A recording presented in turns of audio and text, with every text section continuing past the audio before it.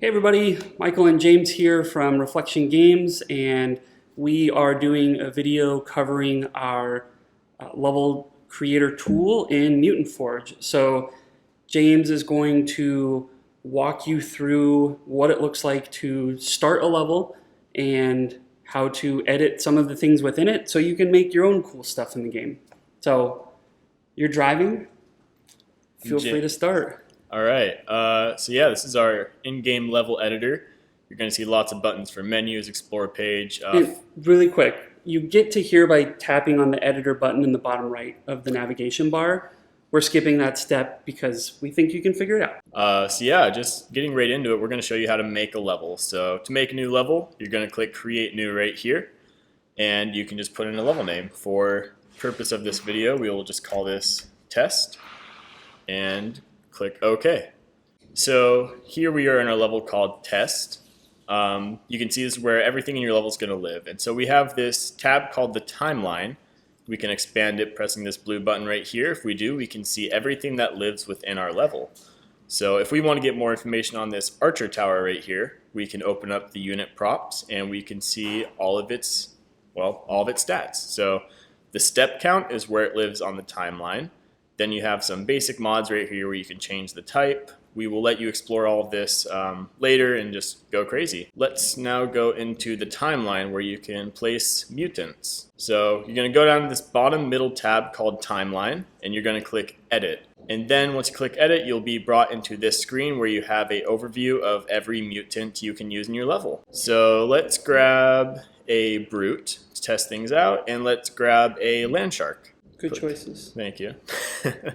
Go back, now we're in our level again. So if we want to just do one unit fighting another, what we can do is we can take our Brute right here, we can drag it and hold it all the way up to the enemy side of the playfield. Now we can open up this unit's props, and just like the tower, you can see everything we can modify for this unit, whether it be the size, the speed, the health, or any attack properties. Again, we'll probably let you guys explore that later. So now let's bring in a Land Shark.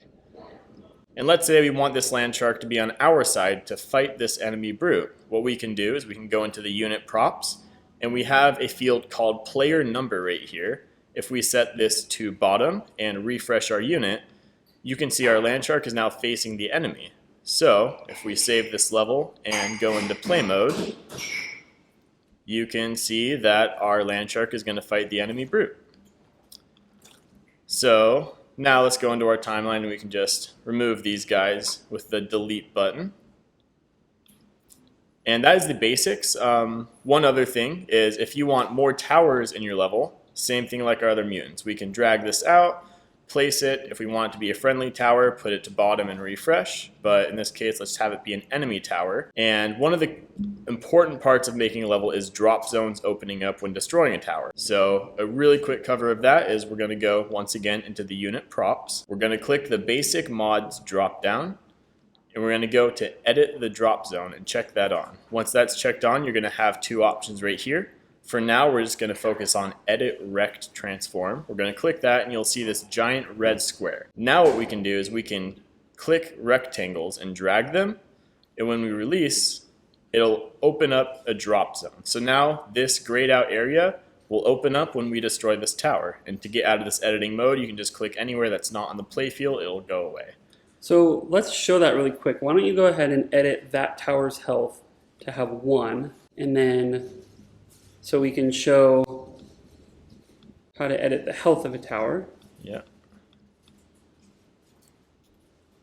Which we're doing on a mouse and keyboard for the purposes of recording.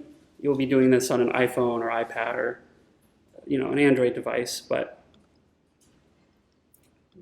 so now you see if I place this pew and it attacks that enemy tower, it will open up this drop zone, and now I am able to place mutants just like in regular gameplay. Perfect.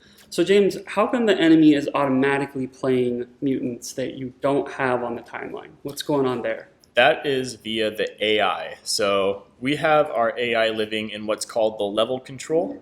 So if we open up this unit props, you can see we have some basic settings. This is going to give you access to the game length and most importantly what Michael just mentioned, the AI settings. So we have the difficulty of the AI, which you can adjust for an easier or more challenging level. And on top of that, you can also choose which personality you want the AI to play. But to get more granular, you can also assign a deck to the enemy AI. So if you notice, if I play this level, and let's say I drag out some headhunters and a bomber, the AI is going to be playing Landshark and Brute. And right now, if you would like to change that, you're going to go into this timeline tab down here. You're going to edit your deck. And in here, this is where the AI is going to use their mutants. So as you can see, none of these are mutants. However, Brute and Landshark are. So if I want my AI to play with Attack Birds, Bomber, Buzzkill, Drone Master, let's throw in Leech Guard. Now, if we play the level, that AI is going to pick from all of those mutants that we assigned in our timeline deck. So there's Bomber being played. It'll eventually play some of the other units I picked out for it. Yep, there's the Attack Birds. So that's a basic overview of that. Going back to the unit outlets, you can adjust some really fun things with them. So if I want to bring out this Landshark and make it friendly on my side, I can go into their traits down here, and I can increase its scale, its speed, and increase its attacks per second. And then I can make it a friendly Landshark with bottom. I'm going to refresh that unit, and you can see everything updates, including the size of the mutant. So now if I go into play mode, this Landshark is going to decimate the enemy team, and I'm probably going to win this level. Cheater. Yep, so that's the basic overview of some mutant outlets, the level editor itself. We're just going to go ahead and save this really quick. If going into a fresh level is a little intimidating, we have set everybody up with this folder called templates. Inside of this template folder, you're going to have some templates of some different game modes. So we have time attack, we have a fixed team, and we have some templates with campaign levels. So if I go into region 1, you can see that this level, internally named Flank, is going to be available for you guys to experiment with and modify. And so the last important part of this process is being able to share and play other people's levels. So I'm in this test level I just made, and if I go to menu and I go to publish my level, I'm going to say I want this level to be named test.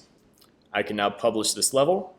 So it showed you the level ID there. What you want to do now is go menu and then do share level, and what that'll do is it will copy the level ID to your clipboard, and so you can paste that. You can text it to someone or get it to other people through whatever means you prefer, and then people can, or other players can, take that level ID and put it into. So do Command V here. I know it's not usually on a Mac, so I get it. And there you go. So you can either put in the entire link or just the level ID, which is the 8 digits or whatever amount of numbers and letters that is. But that'll let you share your levels and play other players' levels through the editor. So there is a lot more depth to this level editor. You could do some crazy things like fixed team, for example. So you can see this timeline is pretty full and crazy for more of a puzzly experience. You can make time attack levels if you want to try beating your friends. If any of you have questions on how any of this works, we do have a Discord for our game. Feel free to ask questions there. We have dedicated channels, and most of us, if not all, will be on that Discord ready to answer questions at any time. Yep, and I'll wrap up by saying this tool that you are potentially creating content with is the same tool that we use to make all of our content in the game. As you learn it, you can start simple, do really basic stuff, but know that as you get more experience with the tool, you can do some pretty wild things, and we're super excited to see what kinds of awesome levels you players create. Yeah, I think that's it. That's it. Okay, well, like James said, if you have any questions, reach out to us in Discord, and good luck making some cool stuff. See ya.